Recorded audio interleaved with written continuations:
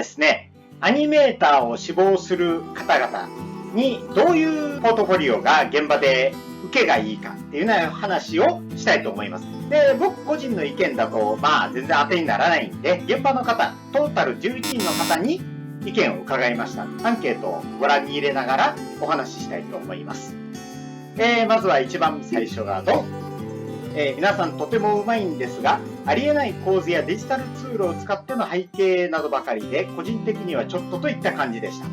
提出用に構えて書いてきたスケッチブックよりも、コピー用紙の裏とかでいいので、毎日描いた絵の束が見たいですね。アニメーター。ということですね。これ多分デジタルツールを使っての背景っていうのはどういうことかなって考えると、多分手を使って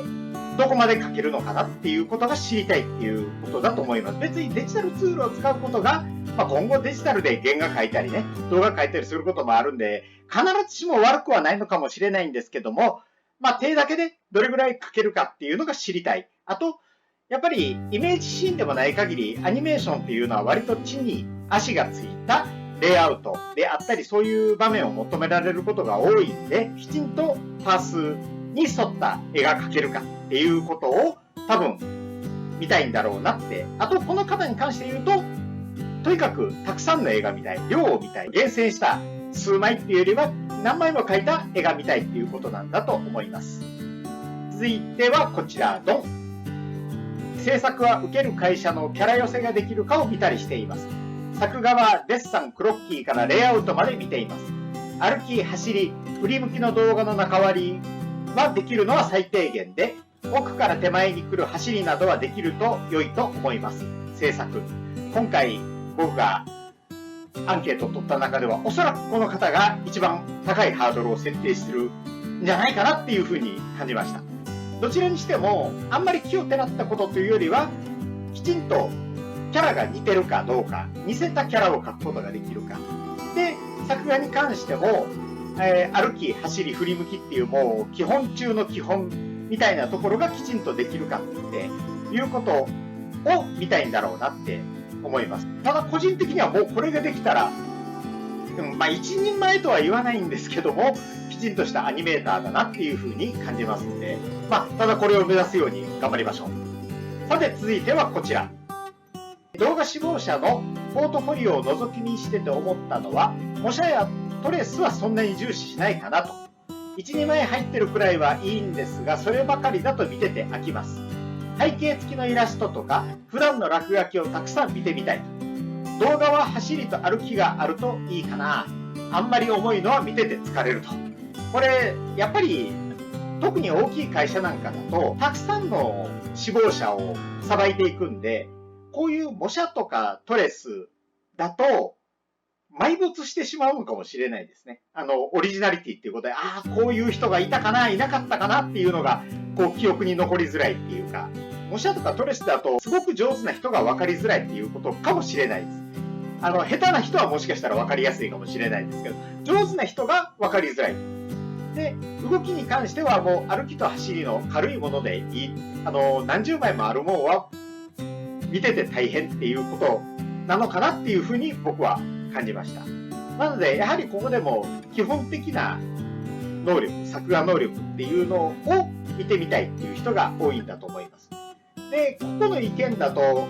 そうですね、今まで出てこなかったことで言うと、背景付きのイラストが見てみたい。やっぱりさっきのありえない構図っていうのと、もしかしたら通じるかもしれないんですけども、当たり前の背景の中に当たり前のキャラクターが立って演技してるっていう風なレイアウトを見てみたいのかなって思います。さて、続きましてはこちら。やっぱり必要なのはデッサンよりも多くの模写。この先デジタルもあるといいかも。模写の注意事項として顔だけではなく体まできちんと描いてあるやつも必要かな。プロポーションとか見るために。あと芸能人でもいいので自分なりの似顔絵。これはさっきの話とはまた違ってくるんですけども、模写がたくさん見てみたい。特にまだアニメーションの現場っていうのは鉛筆でアナログで描くっていうケースが結構多いので、鉛筆をどれぐらい自分の手足のように使えるかっていうところを見たい、鉛筆画で。その一方でデジタルに置き換わっていってるっていう現状を考えると、そういうデジタルがちゃんと使えるかっていうところも見たいのかもしれないですね。で、やはり体全体、大変ですけども顔だけじゃなくって体全体が見てみたいっていうことで、体全体の絵っていうのを積極的に入れていった方がいいと思います。さて続きましてはこちら、ドン。まずはデッサンでしょうか。しかもなるべく早く描いたものがポーズ多種多様でいっぱいあると頼もしい気がします。まずはどんな作品をやるにしても人体デッサンの基礎は練習しておいた方がいいと思います。見たものをそっくり真似して描くこともアニメーターには重要だと思います。アニメーター。これは素早くものの形を捉える。一つにはアニメーションっていうのはたくさんの絵を処理しなきゃいけない。なるべく短時間でたくさんの絵を描かなきゃいけないっていう他の仕事にはない特性があるんで、そのためにもパッと瞬間的に物の形をきちんと捉えることができた方がいいと思うっていうことだと思いますんで、ここら辺になってくるとクロッキーみたいな感じがいいのかもしれないですね。きちんとした人間のプロポーションで素早くポーズを決めることができるっていうのが好まれるっていうことかもしれないです。さて続きましてはこちらドン。どのような作品が好きなのかというのが分かると、後々好きな作品を回してあげるという参考になりました。学生なので、画力はそこまでだと思うので、自分の思いとか好きなもの、そういうメッセージがあった方がその人が見えるかと。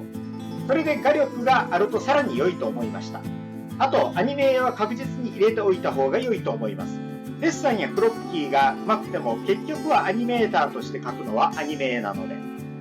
で、これはどちらかというと画力が知りたいっていうよりはその人となりが知りたいっていう感じですよね。どうしてもアニメーション場所で机並べてたくさんの人で描くわけですよ、どうしても。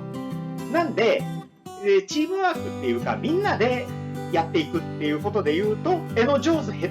ていうことではなくってみんなと仲良くやっていけるかっていうところも確かにすごく重要。下請け会社だといろんなタイプ、子供向けからシリアスなものであったり、萌えキャラであったり、いろんな仕事がもう雑多に入ってくるわけですよね。その時になるべくその人が得意とする仕事を回すことができるためにも、そういう趣味とかが分かるポートフォリオが見たいのかもしれないですね。さて続きましてはこちら、ポイントが高い部分、背景込みで絵を描いている、オリジナル絵が多い、人物を描く場合、老若男女全身が入った状態だと画力が分かりやすい。きちんと完成された絵を描いている。で、好ましくない部分、萌えキャラばっかり、背景がない、模写ばっかり、下書きかなと思うくらいラフの状態のままで完成された絵がない。ここでもやっぱり背景込みで、全身っていう話が出てきましたね。やっぱりこれはアニメーションやる上で、ただどうしても、アニメーターやろうっていう人は顔がね、好きやから顔を描くことが多いと思うんですけども、頑張って全身を背景の中にきちんと載せるっていう絵で、なおかつ完成させる、きちんとした一本線で描いた綺麗な絵をポートフォリオとして見ていただくっていう姿勢が必要かもしれないですね。さて続きましてはこちらドン。比率を見てシルエットとしてキープできる能力があるかを見ています。履歴書の文字や絵、写真から見える雰囲気から万が一問題を起こした場合に面倒を見てあげれるかの覚悟を自分に問うてるイメージです。そうなんですよね。アニメーションって連続した何枚もの絵で描くわけなんで、どうしてもその途中で体積が変わっているように見えるとまずいわけです。なんでそれをきちんとキープして描くだけの画力があるか、1枚ごとにそういうボリュームが変わるとすごくブヨブヨして不自然なんで、この能力は特に動画では必要だと思います。で、ここでも人となりじゃないですけども、きちんとそういう履歴書なんかも丁寧に書くことで、アピールすることができるんじゃないかなって思います。さて続きましてはこちらドン。アニメの専門卒なら清少な代わり3割、原画3割、デッサン4割くらいを目安にしてました。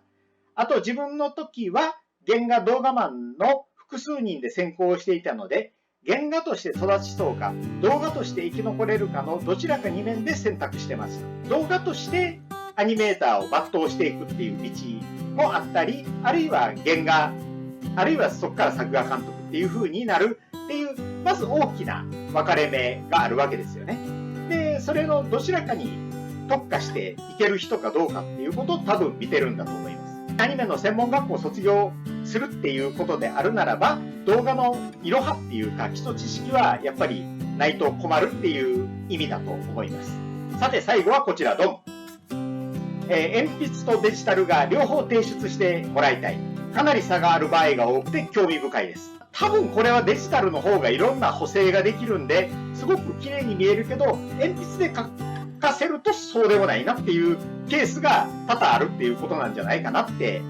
思います。デジタル専門の会社に入るって決めてるんでなければ、鉛筆の練習もしていただいたから、本当にこれからアニメーションをやる人っていうのは覚えなきゃいけないことがたくさんあるんですよね。僕らの時代だったらもう鉛筆だけでいいのかもしれないんですけども、やっぱりこれからの時代はデジタルっていうのはね、避けても通れないんで、デジタルと鉛筆両方をきちんと使いこなせるっていうのが重要だと思うんで、習得するようにしてください。ここからは提出するポートフォリオそのものに関して物理的な話なんですけども、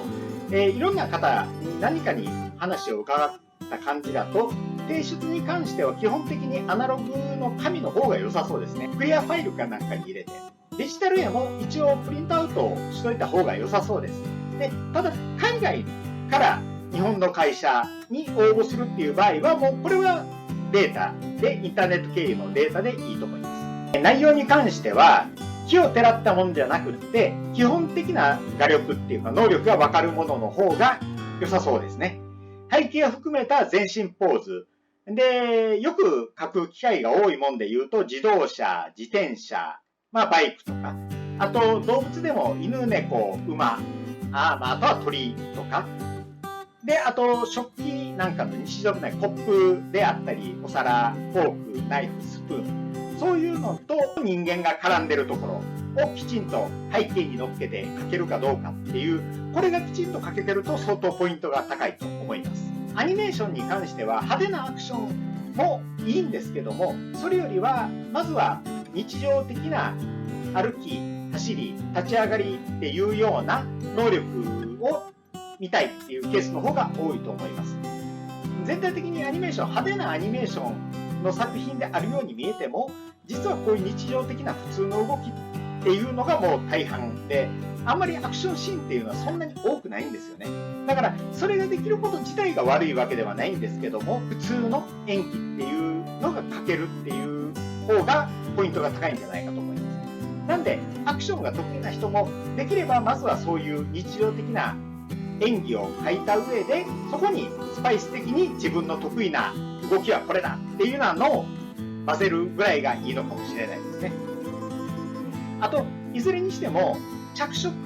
に関して言及している人は誰一人いなかったんで、特に色を塗る必要はないかもしれないです。塗って悪いわけではないでしょうけど、そこはどうでもいいと思います。そういうことに気をつけて、この夏ポートフォリオ作りいかがでしょうか。ということで